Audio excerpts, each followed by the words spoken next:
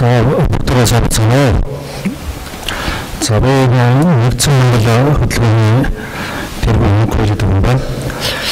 Тэгээд яг бид нар бол ингэсэн энэ одоо Монголын төрд байгаа томоохон одоо гэмтэй хүмүүсийг бол хараа үйл хэрэгтэй бол одоо оруулж бүртгэж хариуцлага тооцоо гэж одоо бодно. Энэ ярьж байсан. Тэгээд үүнийхээ дагуу бол бид нар бол тодорхой хүмүүсийн талаар бол одоо акцуудыг зохион байгуулж байсан шүү дээ. Тэгээд тэр маань бол одоо нэлээд анхаарал татчихсан. Тэгэхээр өнөөдөр энэ сонгуулийн хууль маань сонир болсон байна. Яг тэгэхээр одоо энэ мэдвч нарын одоо хийж байгаа хийсэн одоо ажил үйлийг одоо юу одоо яаж болохоо мэдсэн юм. Энийг бол одоо яаж болохоо байсан биш. Харин одоо бол ярхан зүйтэй гэж бодоод байгаа юм л да. Одоо зөвхөн ингэж ярьж байгаа ард нь одоо хэдхэн минут одоо тэрний их байх дээр сонгуулийн одоо санал өгөх процесстаа одоо тэрний эрхийг одоо барьдаг одоо цаашаа барьж болдгоо юм шиг юм байна. Ийм чухал үед бол тодорхой хүмүүсийн талаар бол бид ярхан зүйтэй гэж бодоод байна.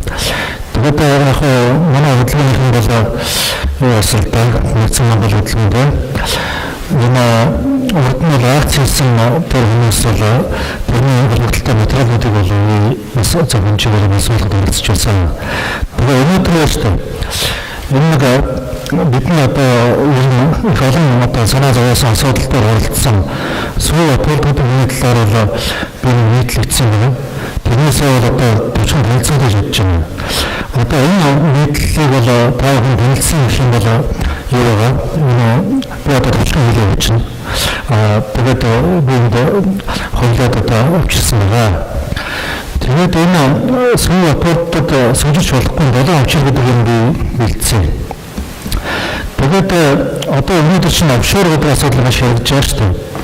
Тэгээд офшор уу одоо ардын орон зохиолч галсангийн ажилласнаар бол одоо орд шарын сүлжээнд Монголын одоо 7-7 49 онцтой шамагдсан байна.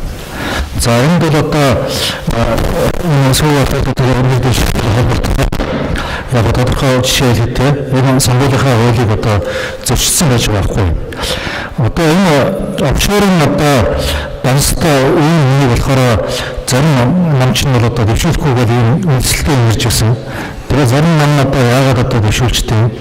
Тэгээд энэ одоо тэгээд цогтбаатар гэдэг өөрийнхөө одоо хамт хөрөнгө оруулсан газартаа барихтаа бол ингэж ирсэн. За одоо би офшор данстай бол манай ах данстай ч үлээ анхаас асуусан чинь одоо манай ах одоо данстай гэдэг бас мэдэхгүй би сонир юм байна. Тэгэхэд энэ бол шүү дээ офшор данстай дансгүй гэсэн асуудал биш. Одоо офшор компани хөрөнгө оруулсан байгаа байхгүй. Тэр бол Дерипаска гэдэг нэг олсон одоо маркетинг холбоотой томоохон юм байна. Тэр одоо олигарх Дерипаска гэдэг хүний тэр Батын майнинг лимитед компанид одоо хөрөнгө оруулчаад данстай дансгүй одоо улсын мэдхий ажиллагааг юм сонир хийж байгаа. Ийм одоо хариуцлагагүй болохгүй шүү дээ. Офшор данс гэдэг бол хуулиас үйл ажиллагааны одоо том талбар болдгоо.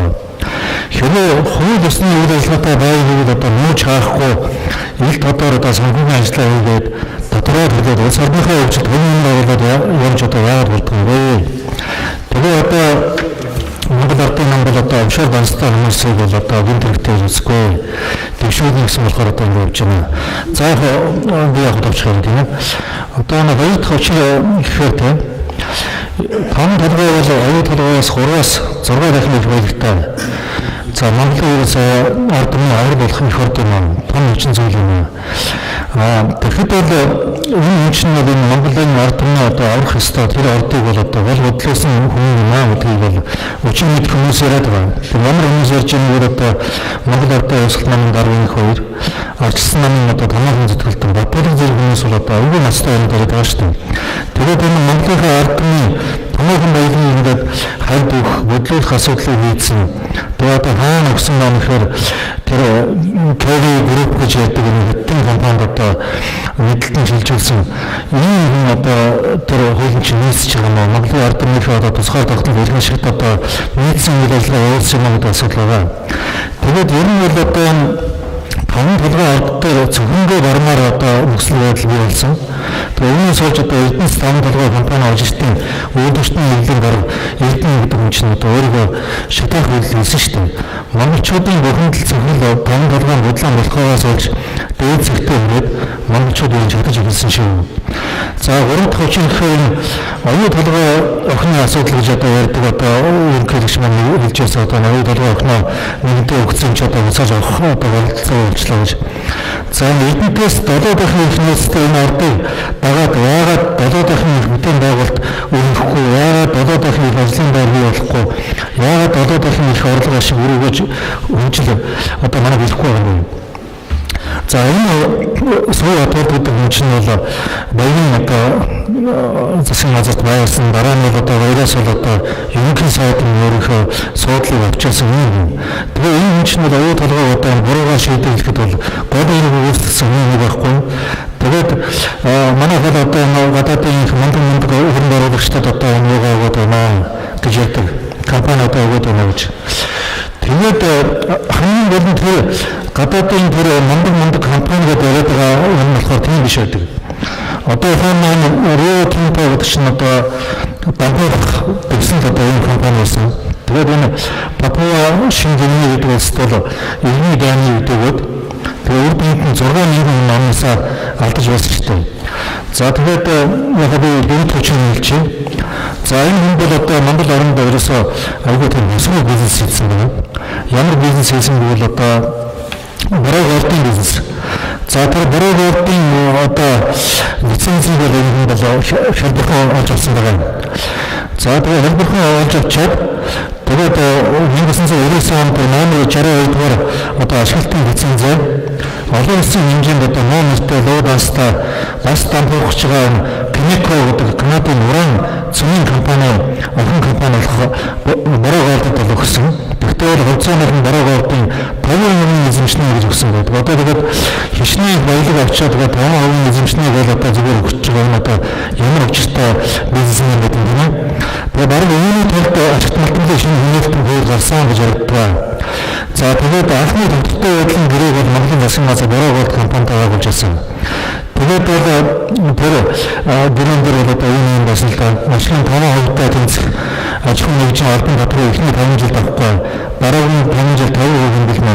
Гайлын экспортын өртгөн одоо татвар авахгүй. Асуудал гарвал Нью-Йоркд шийднэ. Гэрээний англи хэлийг баримтлана. Алтаа ямар ч хязгаарлалтыг хөндлөлтгүйгээр бүрэн чөлөөтэй экспортлж болно. Монголын хуулийн одоо өөртөө таатай зүйлүүдийг дагаж мөрдөн, таагүй зүйлүүдийг мөрдөхгүй гэрчлэн ийм боолын гэрээ колони хэрэг байгуулж байсан.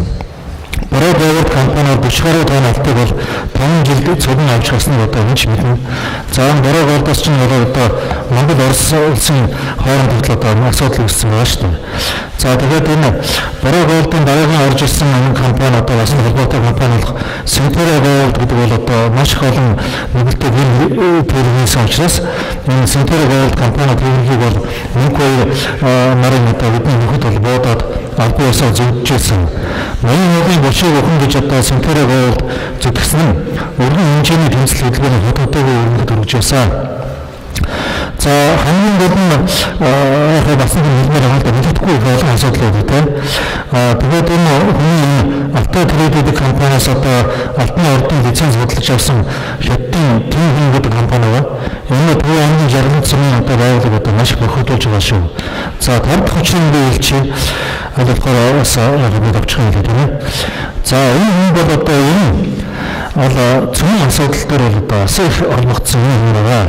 Тэгээд өрөөд онд одоо энэ Канадын ураны Pinnacle компанитай холбогдсноос хойш бол цазар цэгийн бол одоо их холбоотой болсон. Энэ засгийн газрын үед бол цөмийн эсрэг хүчирхэг хөдөлгөөн бол Монголд үүсч далаастай үйл ажиллагаа явуулж байсан.